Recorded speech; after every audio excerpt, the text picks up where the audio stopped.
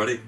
I am so excited to be back with you as we walk through Exodus this summer and just to get to hang out with you for a little bit here this week. We are 5 weeks away from move-in, and wow, this summer has just flown by. But as I'm thinking about that, as we're 5 weeks away, I'm going to throw in a shameless plug here. You should totally come back early, move in early on the 17th to help us get ready for the school year around here at CCH. But really, we're asking you to help move in early so that you can help move freshmen in on that Saturday and be a part of our move-in weekend, all of our festivities, our root beer kegger, our worship service on Sunday morning. We would love to have you be there for all of that. So consider moving in early. If you want to do that, contact one of our staff. Talk to one of us about that. But summer is good. Even though we only have 5 weeks left, summer is good. So soak up these last few weeks. Our summer has been super great. Carolyn and I just celebrated 3 years of marriage this week, which is crazy to me. And it feels like we've been married forever, but it also just feels like our wedding day was like yesterday. So it's so good, so good. How that woman puts up with me, I will never know, but I'm so glad she does. Marriage is such an amazing thing. There's a reason that it's talked about so much in the Bible. There's a reason that it's referenced, that it's used as a metaphor. It's all over the place. It's a picture of God's desired relationship with the church, a marriage. That's what it should look like. There's grace, there's unconditional love, there's mercy, there's intimacy, there's humility. And that's what God desires from us as His church, as His bride.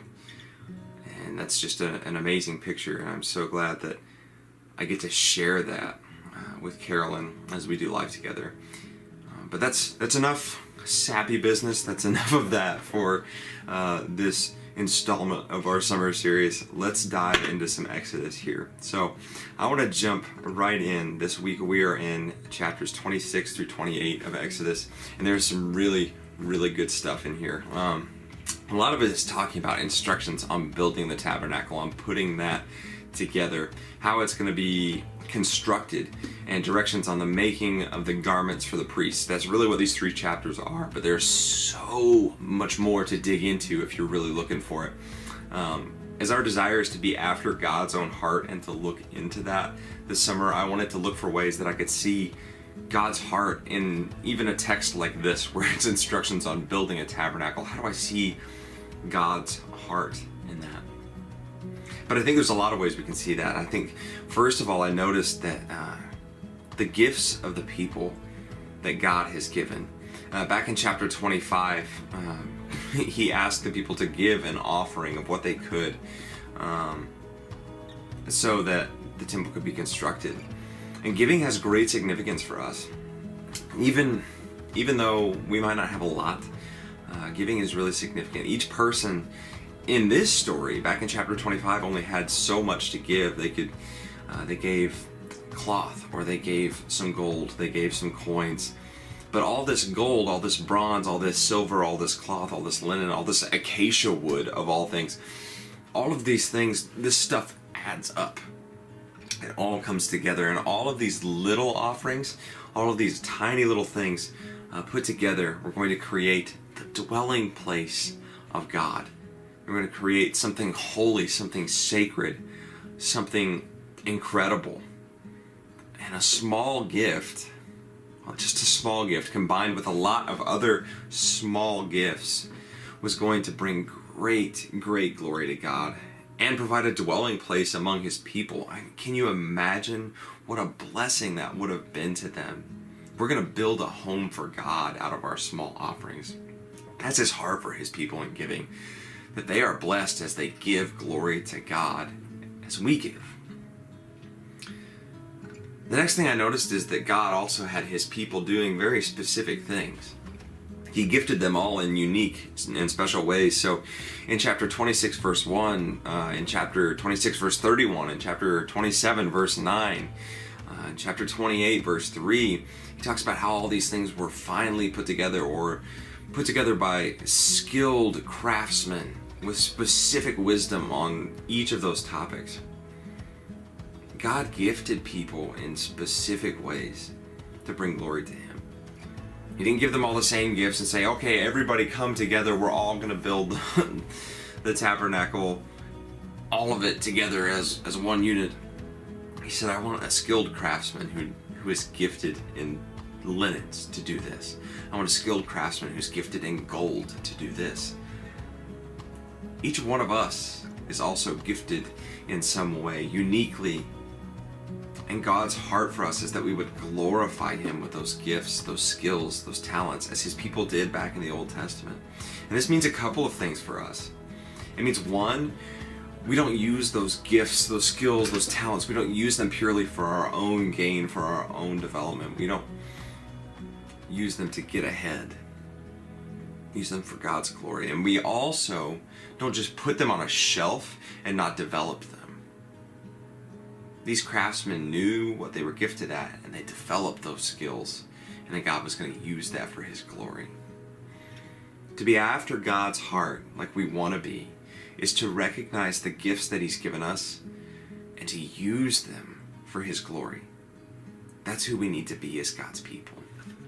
Now, this next part I love so much, because it's really easy to miss in the midst of all this tabernacle and the priestly garments. It's so easy to miss something else. But I believe that the tabernacle and the instructions for it, how to build it, actually set the tone for the coming of Christ. Let me explain this. God uses this tabernacle, this temple, to set the stage.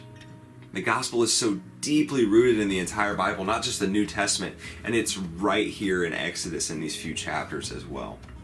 I mean, look at how he has the temple set up. Starting in verse 31 of chapter 26, he says, "Make a curtain of blue, purple, and scarlet yarn, and finely twisted linen, with cherubim worked into it by a skilled craftsman. Hang it with gold hooks on 4 posts of acacia wood, overlaid with gold, and standing on 4 silver bases. Hang the curtain from the clasps, and place the ark of the testimony behind the curtain. The curtain will separate the holy place from the most holy place. And put the atonement cover on the ark of the testimony in the most holy place." Maybe those few verses don't seem like a whole lot, but let me explain this holy place and the most holy place.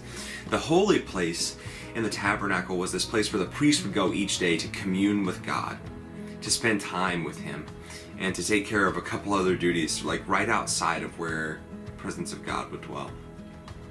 And the most holy place, this most holy place, was where God's presence actually stayed and rested with them in this tabernacle. And the holy place, there was a priest that went in there every day to commune with God, to spend time with him. In the most holy place, only the high priest was allowed there. And he was only allowed there once a year. And the only reason that he went in there was to make atonement for the entire nation for their sins. That's what this most holy place was. It was the place where God's presence dwelled. So I can only imagine that as you look at the tabernacle here, God set up these barriers for the protection of his people.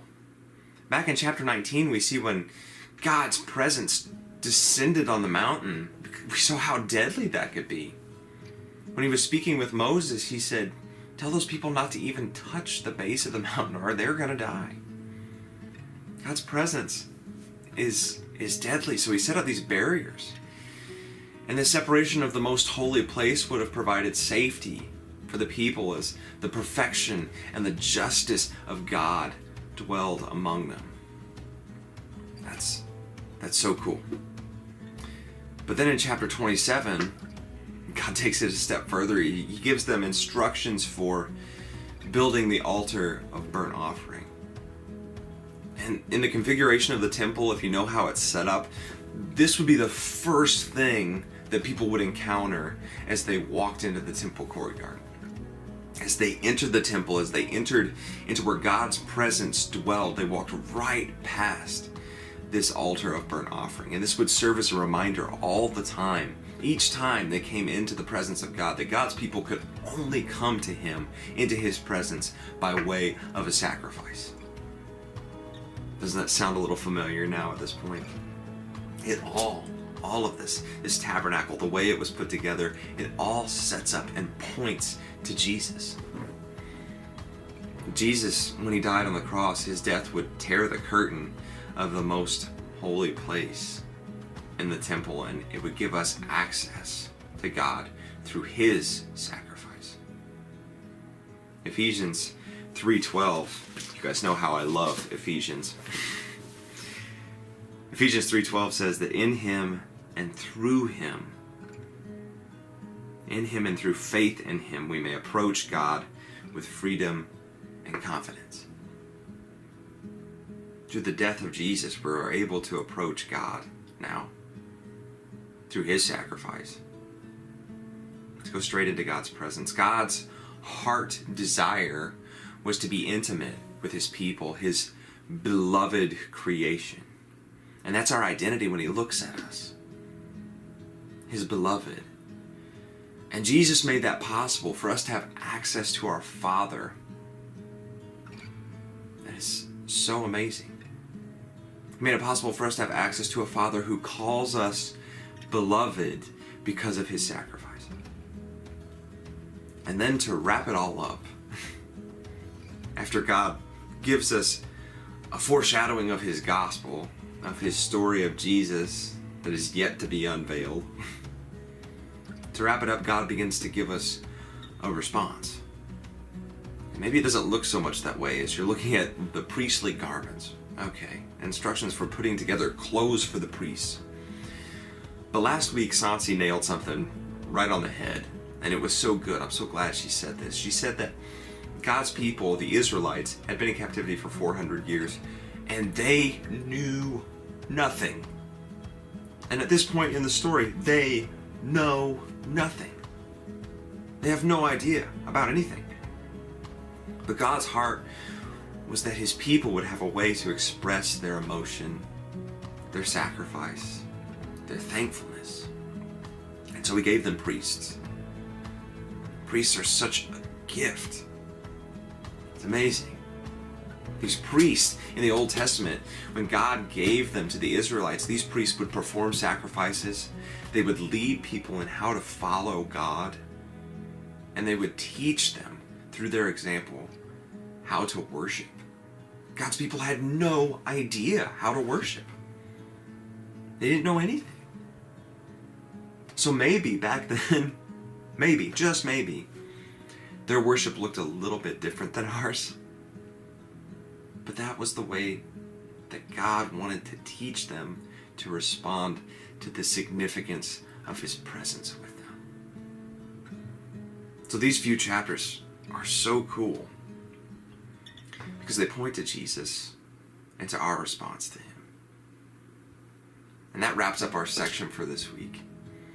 So keep on following along and have a great rest of your summer.